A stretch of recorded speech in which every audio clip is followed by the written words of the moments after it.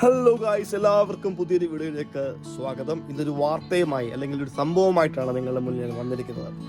അത് 2022 ഇവിടുത്തെ ഒരു NHS ഹോസ്പിറ്റലിൽ, കേംബ്രിഡ്ജിലുള്ള ഏഡൻ ബ്രൂക്ക് NHS ഹോസ്പിറ്റലിൽ നടന്ന ഒരു വളരെ വളരെ മോശമായ ഒരു സംഭവം നിങ്ങളിലേക്ക് എത്തിക്കുവാനും അത് നമുക്കൊരു വാർണിംഗ് ആയിട്ട് നമ്മളതൊന്ന് അറിഞ്ഞിരിക്കേണ്ടത് വളരെ അത്യാവശ്യമാണെന്ന് എനിക്ക് തോന്നിയത് കൊണ്ടാണ് ഇന്ന് ഇതൊരു വാർത്തയായി നിങ്ങളെ മുന്നിൽ കൊണ്ടുവരാൻ ആഗ്രഹിക്കുന്നത്.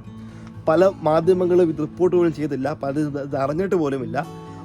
എന്നാൽ കഴിഞ്ഞ ദിവസങ്ങളാണ് ഇതിൻ്റെ ശ്രദ്ധയിൽപ്പെട്ടത്. 2021 കാലഘട്ടങ്ങളിൽ നടന്ന ഒരു വിഷയത്തിൻ്റെ വിധി ഈ ദിവസങ്ങളാണ് ഇവിടുത്തെ ഒരു കോടതി പാസ്സാക്കിയത്. എന്താണ് സംഭവം എന്നല്ലേ, ഒരു ചെറുപ്പക്കാരൻ, അവൻ്റെ പേര് കെൽവിൻ എന്നെങ്ങാണ്ടായിരുന്നു. അവൻ്റെ പേര് കെൽവിൻ രാമസ്ത എന്നാണ്. ഈ വ്യക്തി ഏത് നാഷണാലിറ്റി ആണെന്നോ ഇവൻ്റെ വിശേഷങ്ങളോ അത് ഞാൻ പറയുന്നില്ല.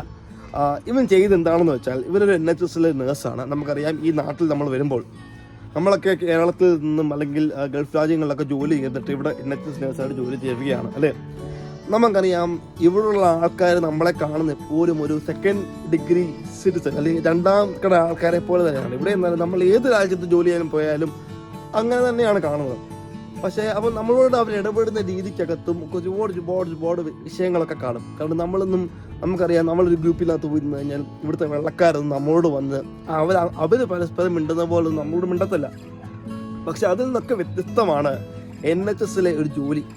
NHS നേഴ്സായിട്ട് ഞാൻ ജോലി ചെയ്യുമ്പോൾ എനിക്ക് വളരെ വ്യക്തമായിട്ട് അറിയാവുന്ന കാര്യമാണ്, അവരെങ്ങനെയാണോ അവരുടെ വീട്ടിലെ സുഹൃത്തുക്കളോടൊക്കെ ഇടപെടുന്നത് അങ്ങനെ തന്നെയാണ് നേഴ്സസ് ആയിട്ടുള്ള നമ്മളോടും ഇടപെടുന്നത്.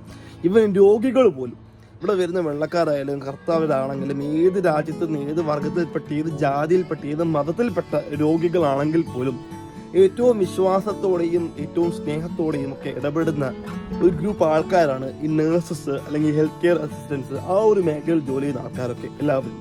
അപ്പം അങ്ങനെ ഒരു മേഖലയിൽ ജോലി ചെയ്യുന്ന ഒരു വ്യക്തി ചെയ്തൊരു പ്രവൃത്തി ഈ മേഖലയിൽ ജോലി ചെയ്യുന്ന മറ്റുള്ളവരെയും കൊല്ലാതെ ബാധിക്കും എന്നുള്ളത് യാതൊരു സംശയവുമില്ല. ഇപ്പോഴും ഞാൻ എന്താ വ്യക്തി ചെയ്തതെന്ന് ഞാൻ പറഞ്ഞില്ല അല്ലേ.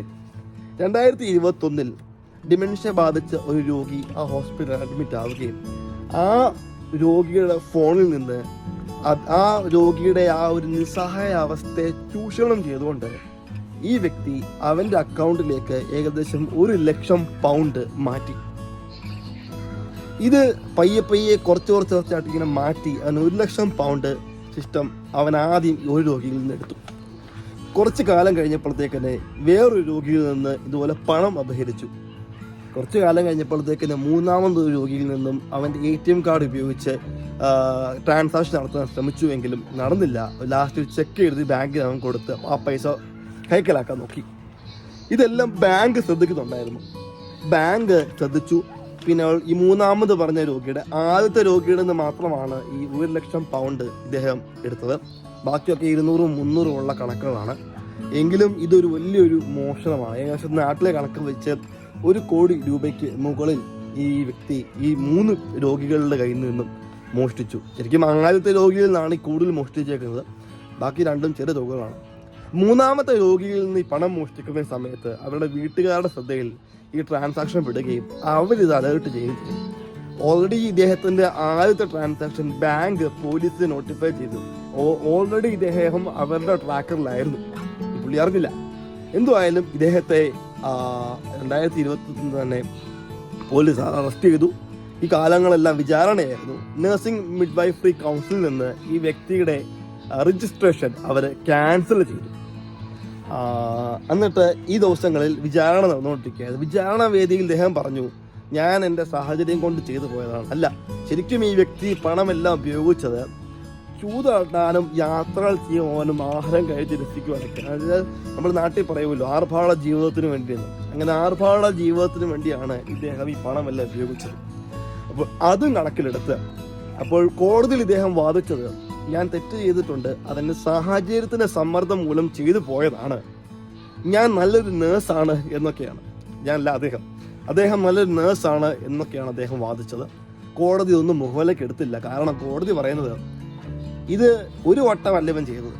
1 വട്ടം ചെയ്തു, 2 വട്ടം ചെയ്തു, 3 വട്ടവും ചെയ്തു. അപ്പോൾ പിടിക്കപ്പെടുന്നില്ല എന്ന് കാണുമ്പോൾ പിന്നെയും ചെയ്യുവാനുള്ള പ്രവണത വ്യക്തിയിലുള്ളത് കൊണ്ട് ഇവനെ തൽക്കാലം നഴ്സിംഗ് മിഡ്വൈഫറി കൗൺസിലിൽ നിന്ന് ഒഴിവാക്കുകയാണ്.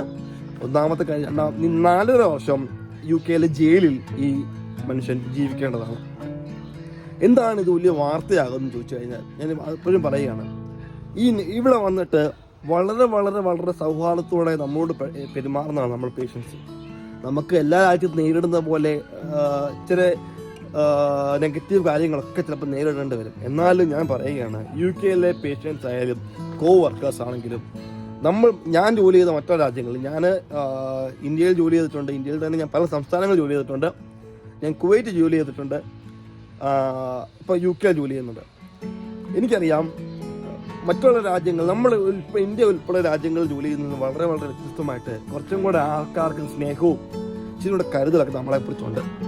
അത് പേഷ്യൻസ് ആണെങ്കിലും നമ്മൾ ഇടപെടുന്നത് മാന്യമായിട്ടും ബഹുമാനത്തോടെയാണ്.